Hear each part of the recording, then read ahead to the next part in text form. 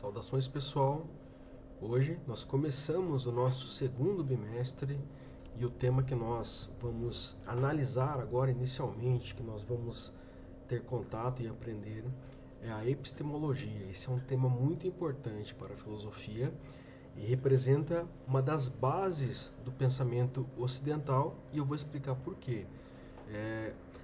Inicialmente, pessoal, vamos entender a origem desta palavra, né? O que nós chamamos de etimologia, a origem deste conceito, né? Então a palavra epistemologia, ela é a junção de dois termos, sendo ali que o prefixo, né, episteme, representa ali o que seria para os gregos o conhecimento verdadeiro, aquele conhecimento que descreve a realidade como ela é, né? Então, essa ideia de que existe um conhecimento que ele é fundado na realidade em relação a um conhecimento que ele é opinativo, que ele parte de impressões pessoais, a doxa, né? Nós já vimos nas aulas passadas, lá no outro bimestre.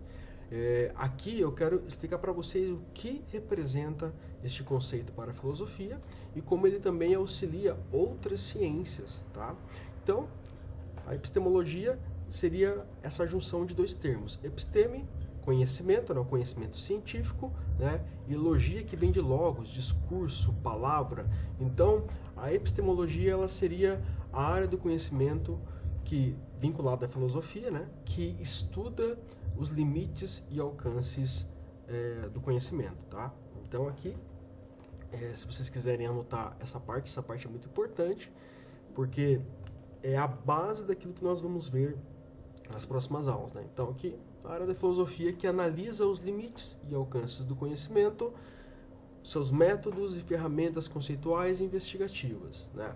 Então, tudo aquilo que é importante para a construção de saberes, para a investigação de fenômenos na natureza, tudo aquilo que nós acessamos na realidade e que sistematizamos dentro dos nossos livros, dentro daquilo que nós entendemos do ponto de vista da civilização como todo o conhecimento acumulado pela humanidade, tá? E a epistemologia, ela é estudada não apenas na filosofia. A epistemologia, ela é a base de muitas ciências, porque ela vai trabalhar muito a questão do método. Então, quando vocês forem lá para a universidade, uma das matérias que vocês vão ter é metodologia científica.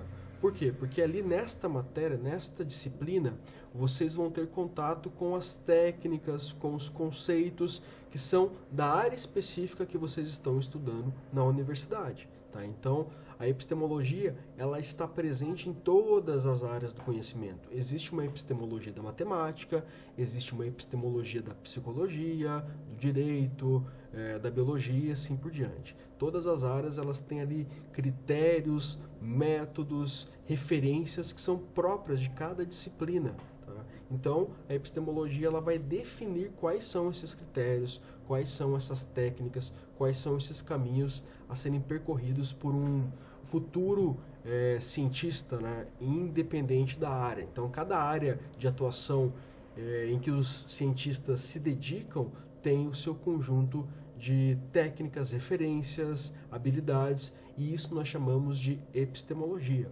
É um conjunto de elementos estruturais que vão servir de referência para pesquisadores e para estudantes também, tá?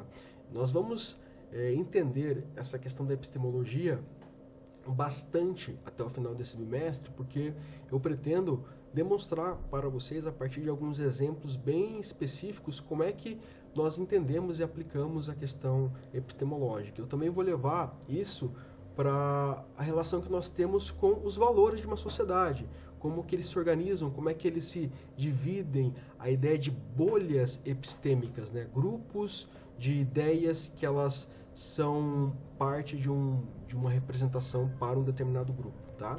Então, pessoal, dito isso, aqui nós temos as três principais perguntas da epistemologia. Então, a epistemologia, sendo uma área da filosofia, ela se pauta por algumas perguntas fundamentais. Então, a epistemologia ela tem três perguntas. Da mesma forma que a filosofia existencialista tem 3 perguntas fundamentais, que são aquelas: da onde eu venho, o que eu sou e para onde vou. A epistemologia aqui também tem 3 perguntas fundamentais, sendo a primeira, o que eu conheço, o que eu sei sobre a realidade.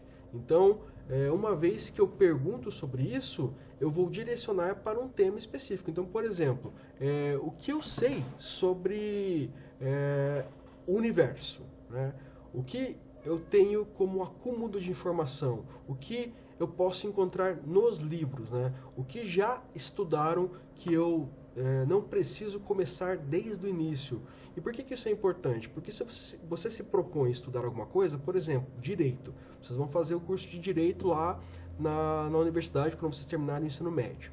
Você não vai inventar a roda, você não vai começar a ideia de jurisprudência, inventar as leis do zero. Você vai recorrer a todo aquele acúmulo de informações que foi ali arquivado durante a história, sistematizado, alguns se tornaram obsoletos. Então, você precisa ter acesso a essas informações, obviamente, com a mediação de um professor mais experiente, um orientador, que vai estabelecer os critérios e vai fazer uma filtragem, vai fazer aquilo que nós chamamos de curadoria. Vai separar aquilo que é importante para você naquele momento, né? Porque ali você está entrando em contato com esta área do saber que é o direito, neste exemplo que eu estou dando, né?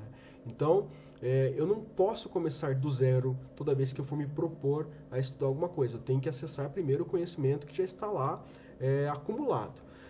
Uma vez que eu fiz isso, eu vou para o segundo estágio epistemológico, que é a segunda pergunta. Como eu conheço? Se eu já sei quais são os conhecimentos acumulados, já tenho uma noção, mas ainda assim eu quero pesquisar mais sobre este tema, no caso direito, eu vou ali então aplicar os métodos para saber mais, para desenvolver mais saberes sobre esta área. Então aqui eu vou ter contato com as etapas, com as referências teóricas, metodológicas e etc. E daí, fazendo isso, eu vou desenvolver novos saberes, eu vou desenvolver novas extensões de conhecimentos que já existem. Vou dar um exemplo. Nós temos a ideia de que a biologia ela se desenvolveu no passar do tempo, né, do passar do processo civilizacional em vários momentos. Eu tenho lá o Aristóteles na Antiguidade, depois eu tenho Darwin no século XIX, e daí eu tenho alguns darwinistas e cientistas que descobriram, né, o DNA e o gene. Então, tudo isso dependeu de alguns estágios diferentes de desenvolvimento. Portanto, cada um desses estágios aplicou um método diferente. E este método também compreendia não só a maneira de observar a realidade, como também as ferramentas que eu tinha à disposição. Lá, antes de Cristo, não existia um microscópio. Já no século XX, existe um microscópio. Então, essas ferramentas me permitem levar o meu olhar mais adiante, levar o meu olhar além daquilo que eu já sei. Daí, aqui eu chego na terceira pergunta. O que eu posso conhecer? Quais são os limites do meu conhecimento? Quais são as condições de possibilidade? Ou seja, o que me permite conhecer determinado tema? Eu preciso estudar alguns fundamentos, eu preciso fazer experimentos, eu preciso acessar alguns livros para entender melhor alguns conceitos, eu preciso recorrer a outros idiomas, eu preciso de mais elementos tecnológicos para conseguir expandir meu conhecimento. Tudo isso é o que determina ali a base epistemológica dos saberes científicos. Então vejam, pessoal, tudo isso aqui determina um campo de ação, né? O que significa que todo o conhecimento humano ele tem uma limitação.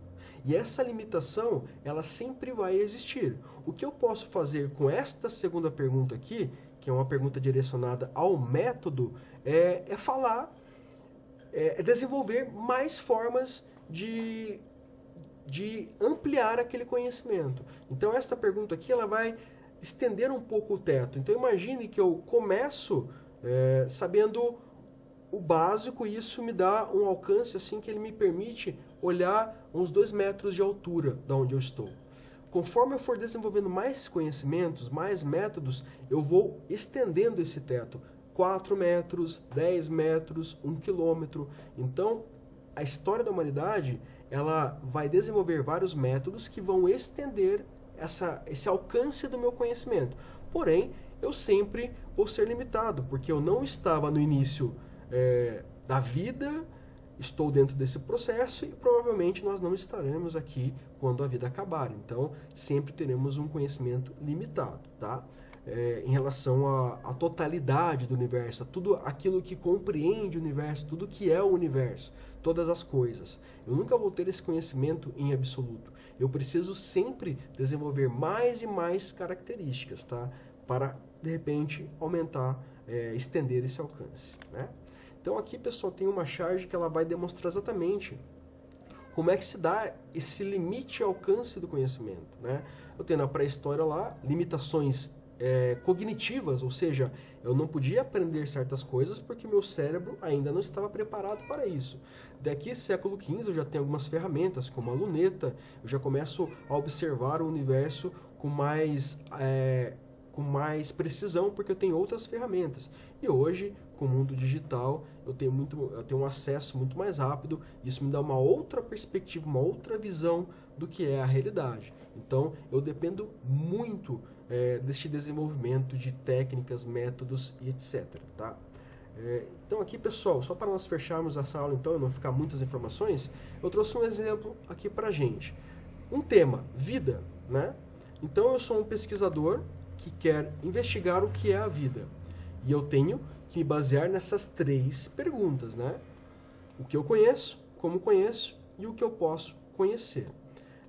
Então, se eu sou um biólogo, por exemplo, e eu quero entender o que é a vida, eu tenho que considerar os aspectos evolutivos, eu tenho que considerar os aspectos químicos, eu tenho que considerar os aspectos antropológicos, como a cultura do homem, né, no caso aqui a vida humana, né, como ela se desenvolveu, eu tenho que entender qual é a dinâmica dessa vida humana, como é que ela se expande, como é que ela se desenvolve. Eu tenho que entender os aspectos estruturais, o cérebro, a razão, entender a importância da agricultura, entender a importância da arte, a importância de descobertas, tudo isso. Então, são muitas coisas que eu tenho que acessar. E tudo isso dentro daquelas 3 perguntas fundamentais. O que eu sei sobre a vida? Uma vez que eu tenho acesso a esses conhecimentos e eu quero descobrir mais, vou para a segunda pergunta, o que eu posso saber mais sobre este conceito vida, e sempre pensando lá que eu tenho algumas limitações a serem respeitadas, porque eu nunca vou saber a totalidade do que é a vida, uma vez que ela é um conceito que descreve um processo que sempre acontece, desde que nós estamos aqui no planeta e até mesmo antes de nós estarmos aqui no planeta, com outros organismos que já existiam aqui há milhões de anos. Tá? Então, uma vez que eu quero entender o que é a vida, eu tenho que respeitar essas 3 perguntas fundamentais que são a base da epistemologia. Tá? Pessoal, então espero que tenha ficado claro, principalmente a importância dessas 3 perguntas para entendermos o que é o conceito de epistemologia. Então, daí na próxima aula, eu vou explicar cada uma dessas perguntas, né, cada um desses aspectos, para que nós possamos entender como que eu identifico estas perguntas dentro do processo de desenvolvimento e de descoberta de novos saberes, novos conhecimentos. Ok, pessoal?